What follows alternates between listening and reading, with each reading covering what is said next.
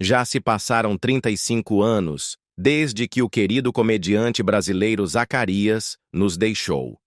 Durante décadas, silêncio e mistério envolveram os últimos anos de sua vida, seus relacionamentos e a verdadeira causa de sua morte.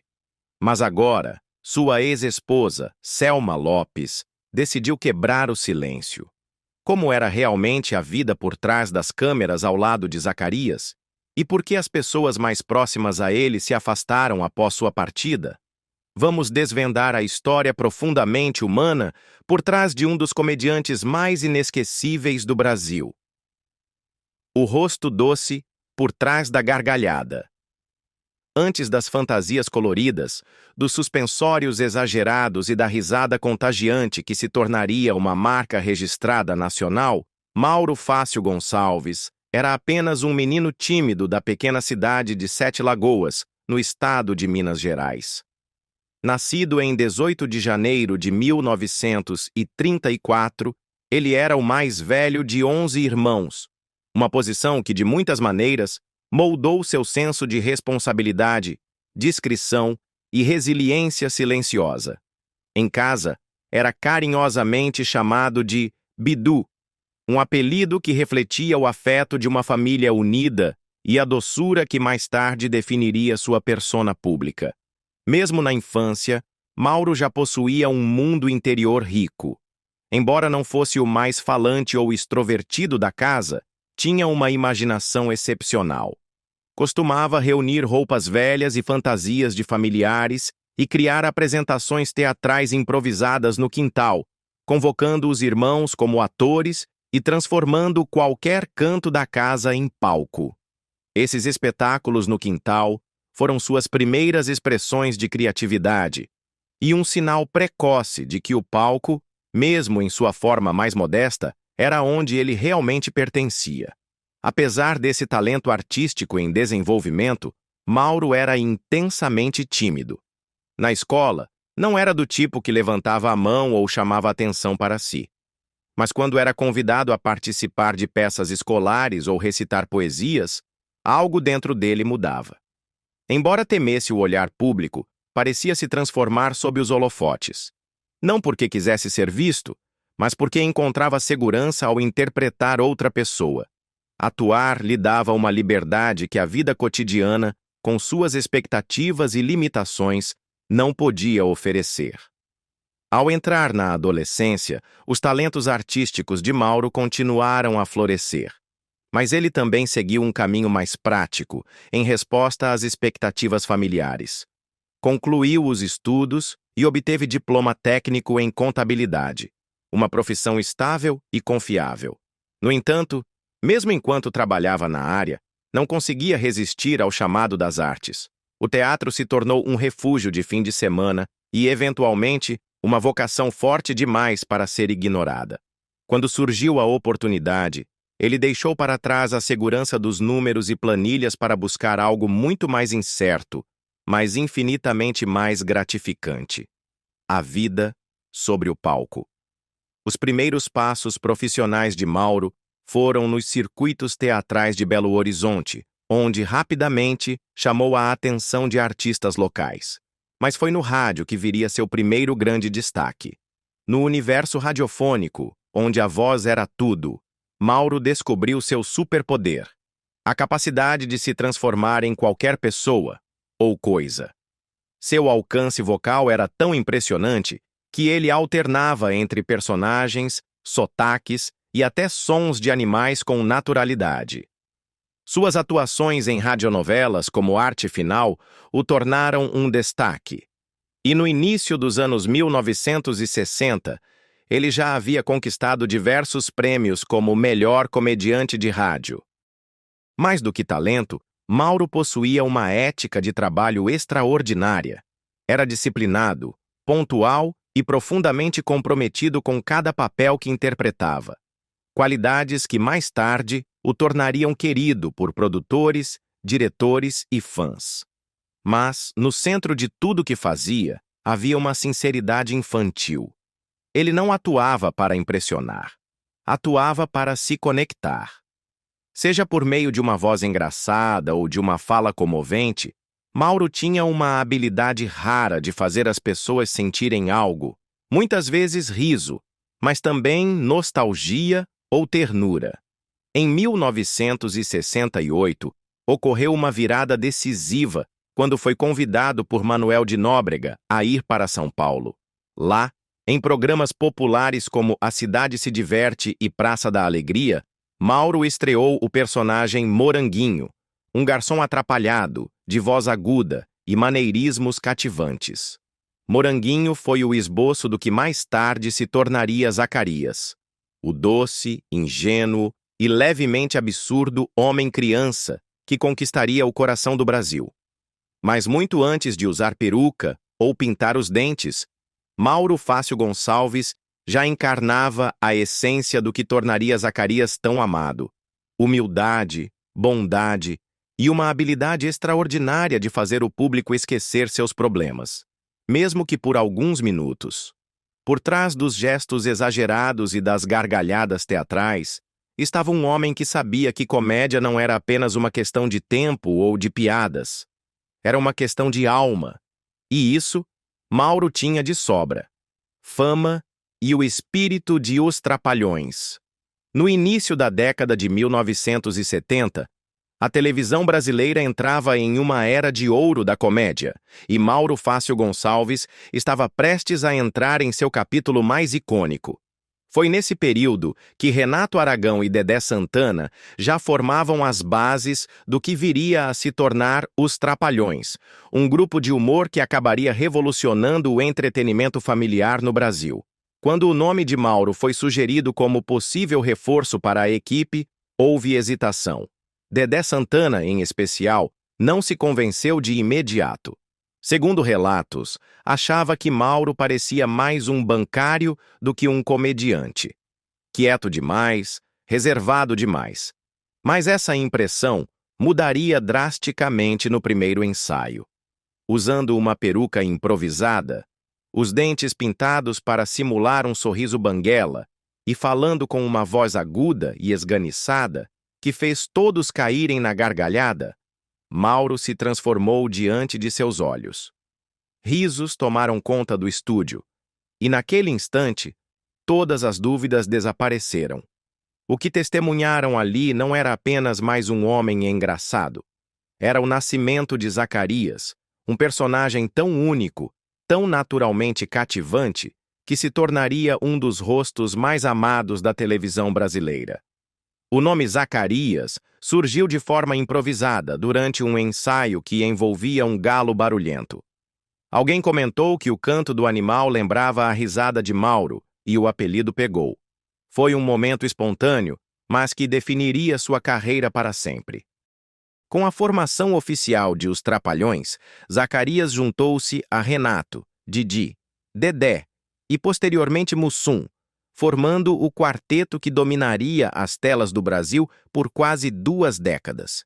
De esquetes semanais na televisão a filmes, shows ao vivo e até gravações de discos, o grupo se tornou um fenômeno cultural. Entre 1973 e 1990, Zacarias participou de mais de 30 filmes e atuou em mais de 150 espetáculos pelo país. Sua risada se tornou tão reconhecível quanto seu rosto, e seu humor, leve, brincalhão, inocente, tocava profundamente públicos de todas as idades. As crianças o adoravam. Ele não precisava dizer muito para provocar gargalhadas.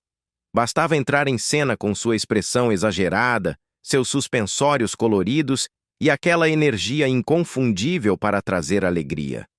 Mas enquanto sua persona cênica era animada e fantasiosa, Mauro permanecia modesto e centrado. A fama nunca o seduziu. Continuava a valorizar uma vida simples, longe das câmeras, e raramente comparecia a eventos badalados, a menos que fosse por obrigação profissional. Em casa, em Maricá, uma cidade litorânea do Rio de Janeiro, Mauro criou um refúgio de paz, bem distante do caos dos bastidores da fama. Passava o tempo cultivando plantas, cuidando de pássaros e desfrutando longas conversas com amigos próximos que o visitavam aos fins de semana. Ao contrário de muitos famosos, nunca buscou os holofotes. Preferia o conforto da solidão, o contato com a natureza e a espiritualidade. O espiritismo teve papel importante em sua vida. Mauro era profundamente ligado aos seus princípios, encontrando paz tanto na filosofia quanto nas práticas da doutrina. Também simpatizava com a Umbanda e acreditava fortemente em métodos naturais de cura. Essas crenças se fortaleceram ainda mais após sua recuperação de um grave caso de osteomielite, uma infecção óssea que ameaçou sua mobilidade. Mauro atribuía sua cura à intervenção espiritual e via isso como uma confirmação de que fé, humildade e equilíbrio eram pilares essenciais de sua jornada. Apesar de ter sido o último a se juntar aos Trapalhões, Zacarias rapidamente se tornou uma peça fundamental na química do grupo. Equilibrava a esperteza de Didi, o estilo de Dedé e o carisma de Mussum com uma inocência suave e alegre que completava a dinâmica da trupe. Nunca disputou o centro das atenções, mas ele sempre o encontrava. Mais do que um comediante, Mauro trouxe calor emocional ao grupo. No palco ou na tela, Zacarias era o coração. Alguém em quem o público confiava, com quem ria e a quem amava incondicionalmente. Em uma era marcada por pastelões e sátiras, seu humor parecia puro, quase terapêutico. E talvez seja por isso que se destacou de forma tão única, construindo um legado que sobreviveu até mesmo ao fim do programa que o consagrou. Um casamento de apoio e devoção silenciosa. Muito antes da fama de Os Trapalhões transformar Mauro Fácil Gonçalves em um nome conhecido em todo o Brasil, ele viveu um capítulo profundo e formador em sua vida pessoal, seu casamento com a atriz e dubladora Selma Lopes. Seus caminhos se cruzaram no final dos anos 1950, quando Selma viajou a Minas Gerais para uma apresentação teatral. Mauro, já ativo no rádio e no teatro local, foi apresentado a ela durante uma dessas trocas artísticas. O que começou como admiração profissional, logo floresceu em amor. Em 1958, casaram-se. Não foi um casamento glamouroso ou repleto de holofotes, mas sim uma união silenciosa, fundamentada em valores compartilhados, incentivo mútuo e uma crença duradoura no talento um do outro. Selma já era mãe de Maria Laura, sua filha de um relacionamento anterior. Mauro assumiu essa responsabilidade com afeto natural, adotando Maria Laura como sua filha e criando com ela um vínculo que ia além de qualquer título. Para ele, ela era sua filha em todos os sentidos que importavam. A vida doméstica dos dois era construída com simplicidade, diálogo e respeito. Embora ambos estivessem inseridos no universo do entretenimento e da atuação, tratavam sua vida privada como sagrada. A fama nunca foi o objetivo, era apenas uma consequência de fazerem o que amavam. Selma, que mais tarde se tornaria uma das dubladoras mais celebradas do Brasil, sempre falou sobre como Mauro permanecia com os pés no chão, mesmo quando sua carreira começava a decolar. Os primeiros passos de Mauro no rádio e no teatro não foram fáceis. Eram longas horas, pagamentos incertos e o desafio constante de provar seu valor. Durante tudo isso, Selma esteve ao seu lado. Ela o incentivava quando ele duvidava de si mesmo, comemorava suas pequenas vitórias e lhe oferecia o alicerce emocional que tantos artistas têm dificuldade de encontrar. Foi nesse ambiente de apoio mútuo que Mauro começou verdadeiramente a florescer. Quando passou a ser reconhecido no rádio e iniciou a transição para a televisão, Selma estava lá, torcendo por ele. Não como alguém em segundo plano, mas como uma parceira que compreendia cada passo da caminhada. O casamento durou 15 anos, um capítulo substancial que moldou não apenas suas vidas pessoais, mas também suas trajetórias profissionais. Mesmo após a separação, em 1973, a história dos dois não terminou em amargura ou silêncio. Pelo contrário, mantiveram uma relação cordial e respeitosa que surpreendia muitos em um meio onde rompimentos costumam virar escândalos públicos. Selma continuou participando de alguns esquetes com Mauro em Os Trapalhões, não por obrigação, mas por um senso de história compartilhada e afeto duradouro. Anos mais tarde, Selma revelaria em entrevistas quem era Mauro quando as câmeras estavam desligadas. Descreveu um homem gentil, extremamente educado e sempre atento às necessidades dos que o cercavam. Não era do tipo que levantava a voz ou fazia exigências. Pelo contrário, observava em silêncio, agia com bondade e colocava o coração nos pequenos gestos, como preparar uma refeição simples, cuidar da filha ou ajudar Selma a ensaiar uma cena. Ela lembrava que, ao vestir a peruca e entrar em cena como Zacarias, Mauro parecia acionar um interruptor. Tornava-se expansivo, imprevisível, vibrante. Tudo o que sua personalidade fora dos palcos não era. Mas assim que a cena terminava e o riso cessava, ele retornava tranquilamente a si mesmo. O homem reflexivo e reservado, que jamais permitiu que a fama obscurecesse seus valores. Talvez esse contraste seja justamente o que o tornou um artista tão poderoso. Ele não buscava atenção na vida cotidiana, então, quando se entregava a um personagem, vinha de um lugar genuíno. O testemunho de Selma revela o retrato de um homem tão notável em seus momentos privados quanto nos palcos. E para ela, o legado que ele deixou não se resume aos milhões de fãs que adoravam Zacarias. Vai além. É o legado de um amor calmo e constante, de um homem que sabia estar presente não apenas diante do público, mas onde mais importava, em casa. Silêncio, tensões e o ponto de ruptura. Enquanto o Brasil inteiro ria semanalmente com Os Trapalhões, acreditando que os 4 comediantes eram tão inseparáveis fora das câmeras quanto aparentavam ser nelas, os bastidores contavam uma história mais complexa. O sucesso, como tantas vezes acontece, trouxe não apenas fama e fortuna, mas também tensões. Algumas explícitas, a maioria silenciosa. E para alguém como Mauro, que prezava a lealdade, a humildade e o equilíbrio discreto, essas correntes subterrâneas tornaram-se aos poucos barulhentas demais para serem ignoradas. A primeira rachadura visível na união do grupo surgiu em 1983. Na época, a revista Veja, uma das mais prestigiadas do país, estampou Renato Aragão na capa com a manchete "O Grande Palhaço". Embora o artigo exaltasse o talento cômico de Renato e o posicionasse como líder incontestável da trupe, ignorava completamente a magia coletiva que havia transformado os Trapalhões em um fenômeno. Sem querer, a reportagem transformava a camaradagem em hierarquia, elevando um membro acima dos demais, ao menos aos olhos do público. Dentro do grupo, aquilo não foi apenas um erro midiático, doeu.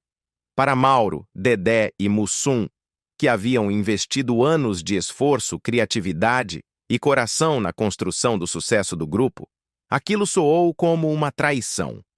Não porque invejassem o destaque de Renato, mas porque, até então, o brilho sempre havia sido compartilhado. O que se seguiu foi inédito. Mauro, Dedé e Mussum convocaram uma coletiva de imprensa. Nela, anunciaram a decisão de deixar o grupo temporariamente. Para os fãs, foi um choque. Para Renato, ainda mais. Ele não havia sido informado previamente e apareceu no evento visivelmente surpreso, até abalado. As rachaduras agora eram públicas. A gargalhada que antes escondia as tensões deu lugar a manchetes de divisão. A participação de Mauro nessa decisão foi especialmente significativa. Ele era conhecido como o pacificador do grupo, o que evitava confrontos, que media os conflitos nos bastidores com discrição. Para ele estar ao lado dos colegas naquele momento foi um ato de solidariedade poderoso. Não foi motivado por raiva, mas por um profundo senso de justiça. Mauro sempre acreditou que a magia de Os Trapalhões vinha não de uma estrela solitária, mas da mistura de personalidades, cada uma brilhando à sua maneira. A situação piorou quando Renato, supostamente, fez um comentário cortante, que poderia substituir os três por um cachorro, um macaco e um papagaio. Seja dito por frustração ou por brincadeira, as palavras tiveram peso, especialmente para Mauro, que prezava o respeito mútuo acima de tudo.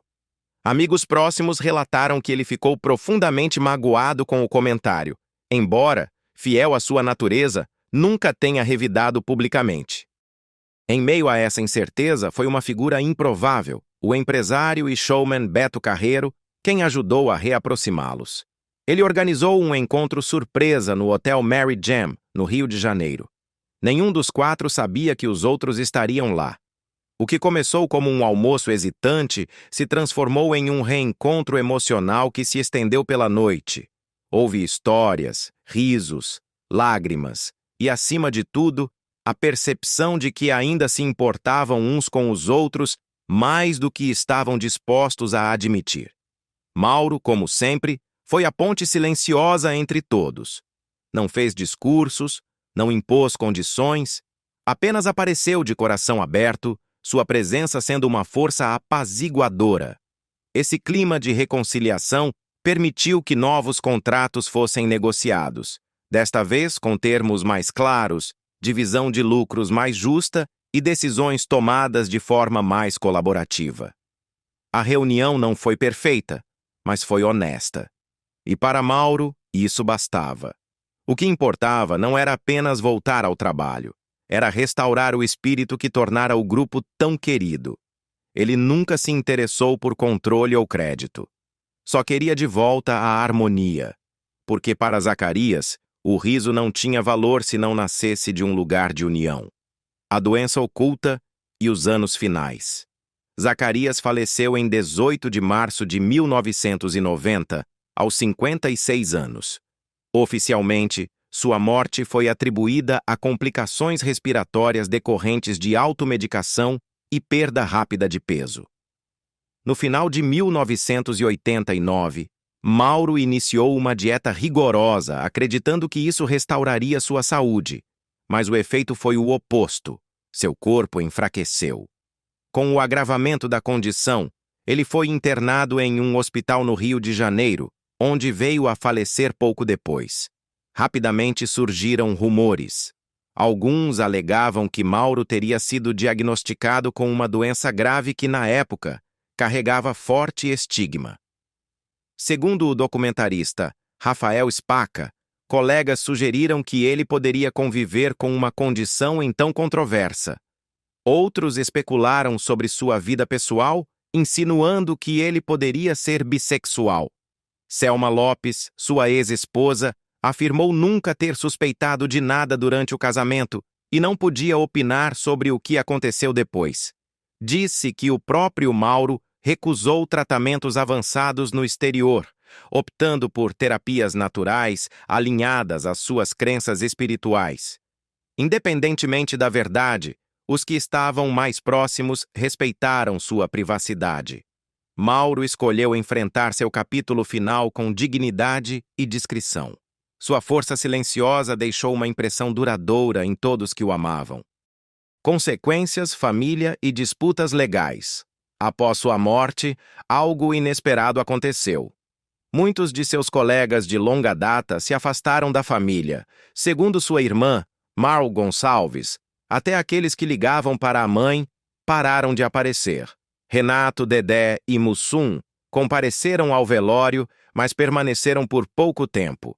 Para a família, essa ausência foi dolorosa. Anos depois, em 2001, Maria Laura, filha adotiva de Mauro, entrou com uma ação contra a TV Globo, buscando compensação pela exibição contínua de Os Trapalhões, sem repasses financeiros à família. A disputa girava em torno da classificação das reprises. Se eram locais, não geravam direitos. Se nacionais, sim. O processo também envolveu a empresa Zacarias Produções Artísticas e um valor bloqueado de R$ 1.200.000. Embora o desfecho seja complexo, a ação evidenciou que a imagem de Mauro continuava gerando receita muito tempo após sua morte, sem beneficiar os que ele deixou para trás. Um legado que resiste ao tempo. Apesar das disputas, há algo que permanece intacto: o legado de Zacarias. Ele continua a iluminar as telas, arrancando sorrisos de quem revisita seus esquetes. Crianças ainda riem de sua voz esganiçada, da peruca e das expressões exageradas. Mas por trás do personagem, havia um homem que valorizava a bondade, a simplicidade e a fé silenciosa. Nunca buscou ser o mais barulhento da sala, preferia deixar sua arte falar por ele. Selma Lopes resumiu bem em uma entrevista recente. Zacarias foi um artista fenomenal, mas um ser humano ainda melhor. Sua dedicação à família, sua humildade e sua capacidade de provocar risos, sem jamais ofender, tornaram-no insubstituível. A cada geração que descobre, ou redescobre, sua obra, Mauro Fácil Gonçalves vive não apenas como Zacarias, mas como símbolo de uma alegria pura e eterna. E você? Quais são suas lembranças do Zacarias?